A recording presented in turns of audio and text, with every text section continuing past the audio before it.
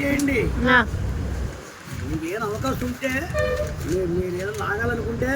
Welcome back to one more mini vlog. భీమవరంలో day 1 morning 8 o'clock కల్లా ready అయిపోయాం వెజిటేబుల్స్కి వెళ్ళిపోవడానికి. డైలీ మార్కెట్కి అయితే వచ్చేసాము. మేము ఇక్కడ స్టే చేయడానికి వచ్చింది 1 వీక్కి సరిపడా గ్రాసరీస్, ఫ్రూట్స్, వెజిటేబుల్స్ అన్నీ తెచ్చేసుకోమని చెప్పారు. 7 o'clockకి లేచి ఫాస్ట్గా రెడీ అయిపోయి లిస్ట్ అయితే ప్రిపేర్ చేసేసుకున్నాం.